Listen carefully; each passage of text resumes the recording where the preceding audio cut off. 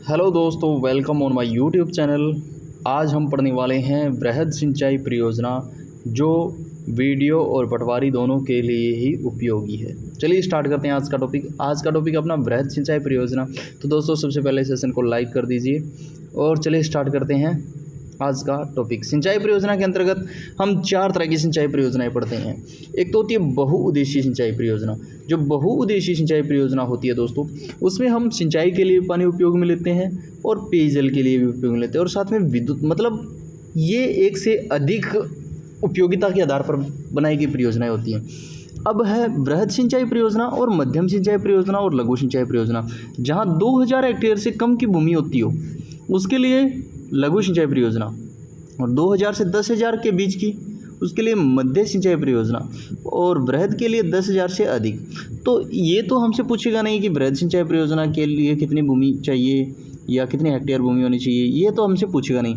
अपने टॉपिक में सिर्फ वृहद सिंचाई परियोजनाओं के बारे में बताया गया। जितनी भी वृहद सिंचाई परियोजनाएं राजस्थान में है उनके बारे में हमें विस्तृत अध्ययन करना पड़ेगा अगर हमें अच्छी खासी नंबर लाने हैं तो चलिए स्टार्ट करें। वृहद सिंचाई परियोजना के अंतर्गत कौन से टॉपिक है। सबसे पहले इंदिरा गांधी नहर परियोजना है, ये तो अपने टॉपिक में वैसी है। इंदिरा गांधी नहर परियोजना अपने टॉपिक में स्पेशल दे रखा है। इसके बारे में एक भी क्वेश्चन नहीं बचना चाहिए, इससे अच्छे से पढ़ लेना। इसके लिए मैं खास अलग से एक वीडियो बना दूंगा। आज हम यहाँ से स्टार्ट करेंगे।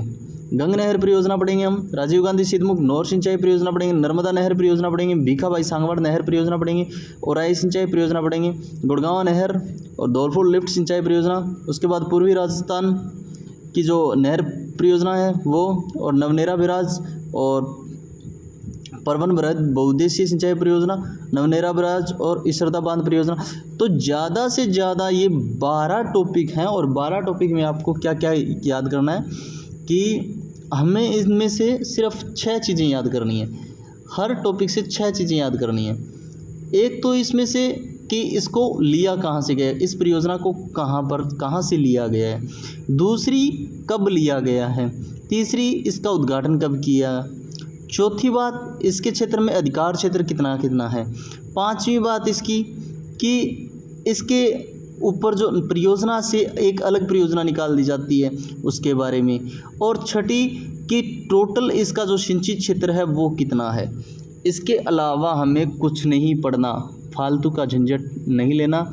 जितना इम्पोर्टेंट है वही पढ़ेंगे, ज़्यादा नहीं, क्योंकि ये पीडीएफ है, ये काफ़ी बड़ी है। हम वही पढ़ेंगे जो हमें ये लगता है कि ऑप्शनल टाइप क्वेश्चन में सेट बैठेगा।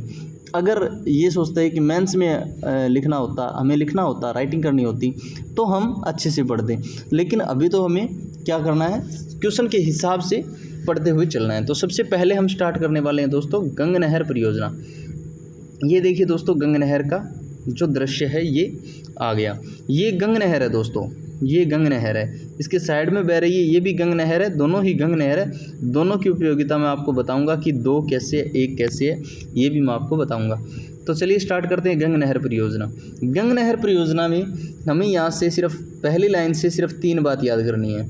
कौन सी कि गंग नहर परियोजना की शुरुआत कब की गई। अगर क्वेश्चन आ जाए शुरुआत कब की गई तो करना है 1927, क्योंकि उद्घाटन उसी समय 1927 में किया गया था। 5 दिसंबर 1922 को इसकी आधारशिल नींव रखी गई। तो इसकी नींव कब, इसका निर्माण कार्य गंग नहर का कब शुरू किया गया, 5 दिसंबर 1922 को। इसको सिर्फ 5 साल लग गए। 26 अक्टूबर 1927 को इसका उद्घाटन किया गया, और जो उद्घाटन किया गया दोस्तों वो किया गया लॉर्ड इरविन के द्वारा। किसके द्वारा किया गया, लॉर्ड इरविन के द्वारा। तो ये तीनों ही चीज़ें हमारे लिए इम्पोर्टेंट हो जाती हैं, तीनों ही चीज़ें हमारे लिए इम्पोर्टेंट हो जाती हैं। इसके बाद हम आगे पढ़ते हैं कि ये जो गंग नहर है, गंग नहर कहाँ से निकाली गई है। गंग नहर कहाँ से निकाली गई है दोस्तों, फिरोजपुर के हुसैनीवाला से सतलज नदी से निकाली गई है। मतलब ये स्थान है हुसैनीवाला, और वहाँ पर जो सतलज नदी है वहाँ से निकाली गई है, और ये राजस्थान में प्रवेश करती है गंगानगर के खग्गा गांव से प्रवेश करती है। इसकी लंबाई कितनी है, लंबाई है दोस्तों 129 किलोमीटर, जिसकी पंजाब में है 112 किलोमीटर और 17 किलोमीटर है राजस्थान में। इसके बाद सिंचित क्षेत्र कितना है? 3.8 लाख हेक्टेयर, 3.8 लाख हेक्टेयर। इसकी मुख्य शाखाएं लक्ष्मी नारायण, लालगढ़, करणी और समीजा। इनमें से 2 या 3 दे के पूछेगा, 2 या 3 शाखा देकर पूछेगा। कैसे पूछेगा कि लक्ष्मी नारायण, लालगढ़ और करणी किसकी मुख्य शाखाएं हैं। ओके, इस तरह से क्वेश्चन बन सकता है। इसके बाद आगे आधुनिकीकरण के लिए अब ये भी एक क्वेश्चन बन जाता है। कैसे बन जाता है कि गंग नहर लिंक चैनल को बनाया गया है। कहाँ से?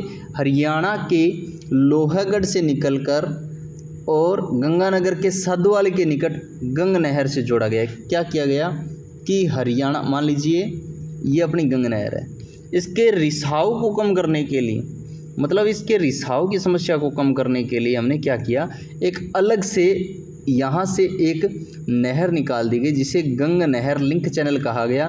और ये कहाँ से निकला? इस स्थान का नाम क्या है? हरियाणा में है लोहागढ़। यहाँ से निकाली गई और आगे साधुवाली के निकट है, वो वापस जोड़ दी ताकि ये जो बीच का हिस्सा है इस पर प्रेशर ना पड़े और रिसाव ना हो। समझ में आई दोस्तों? ये चीज़ आपको समझ में आई? इसके बाद सर्वाधिक लाभान्वित जिला कौन सा है? तो सर्वाधिक लाभान्वित जिला है गंगानगर। सर्वाधिक लाभान्वित जिला है गंगानगर। इसकी थ्योरी पढ़ लेते हैं थोड़ी सी कि बीकानेर राज्य में जब 1899-1900 के आसपास जब अकाल पड़ा था तो सबसे अधिक प्रभावित क्षेत्रों में से एक था बीकानेर। कौन सा था? बीकानेर। और इसी समस्या को स्थायी रूप से छुटकारा पाने के लिए 1903 में अकाल की जो समस्या है उसमें स्थायी रूप से छुटकारा पाने के लिए क्या किया गया? 1903 में ईस्ट इंडिया कंपनी ने मुख्य अभियंता A.W.E. स्टैनली की सेवाएं प्राप्त की, जिन्होंने सतलज जल से बीकानेर राज्य के पश्चिमी क्षेत्र को सिंचाई के अंतर्गत लाने की व्यवहार्यता का प्रदर्शन किया। यानी A.W.E. स्टैनली प्रथम वो व्यक्ति थे जिन्होंने बीकानेर तक सतलुज नदी का जल पहुंचाने की बात रखी। इसके बाद सतलुज घाटी परियोजना। सतलुज घाटी परियोजना की योजना पंजाब के तत्कालीन मुख्य अभियंता श्री R.G. कैनेडी द्वारा तैयार की गई। किसके द्वारा तैयार की गई? R.G. कैनेडी द्वारा तैयार की गई, जिसके अनुसार तत्कालीन बीकानेर राज्य के विशाल क्षेत्र को सिंचाई के अंतर्गत लाया जा सके। यानी ये जो गंग नहर परियोजना है इसके अंतर्गत इसकी जो तत्कालिक योजना है वो किसके द्वारा तैयार की गई? R.G. कैनेडी के द्वारा तैयार की गई। अब इसके बाद आगे पढ़ते हैं। एक समस्या और चल रही थी भी 1906 के बाद। देखिए, बहावलपुर के तत्कालीन मुस्लिम राज्यों में की आपत्ति के कारण परियोजना में देरी हुई। अतंत भारत के तत्कालिक वायसराय लॉर्ड कर्जन के हस्तक्षेप से 1906 में एक त्रिपक्षीय सम्मेलन का आयोजन किया गया। 4 सितंबर 1920 को एक समझौते पर हस्ताक्षर भी किए गए। फिरोजपुर में नहर हेड वृक्ष की आधारशिला। देखिए, फिरोजपुर में 5 दिसंबर 1925 को आधारशिला रखी गई। 1927 में काम पूरा हुआ। उद्घाटन 26 अक्टूबर 1927 को उद्घाटन किसने किया? लॉर्ड इरविन ने। ये बात हम ऊपर पढ़ चुके हैं। इसके बाद भारत के विभाजन के समय अब एक समस्या और थी। भारत के विभाजन के समय पंजाब सीमा आयोग के अध्यक्ष सर सिरिल रेडक्लिफ ने शुरू में फिरोजपुर जिले की फिरोजपुर व 0 तहसीलों को पाकिस्तान में देने का विचार किया, लेकिन बीकानेर के जो प्रधानमंत्री थे K.M. पणिकर, उन्होंने कहा कि लॉर्ड माउंटबेटन यानी वायसराय तब कौन था? लॉर्ड माउंटबेटन को कहा कि अगर ये जो फिरोजपुर है ये पाकिस्तान में चला जाता है तो हमारा जो जल है मुख्य जल वो भी पाकिस्तान में चला जाएगा। तो बीकानेर राज्य के पास पाकिस्तान में शामिल होने के अलावा कोई विकल्प नहीं होगा। इसी कारण को सुनकर जवाहरलाल नेहरू जी ने वायसराय को लिखा कि फिरोजपुर जिले का राजनीतिक और सिंचाई कारणों से पाकिस्तान में जाना सबसे खतरनाक हो सकता है। इसके बाद रेडक्लिफ ने मुख्य बाग को हटा दिया और पूरा फिरोजपुर है वो भारत को सौंप दिया। ठीक है, अब अपना नेक्स्ट है दोस्तों राजीव गांधी सिद्धमुख व नोहर सिंचाई परियोजना, ये नेक्स्ट वीडियो में करेंगे।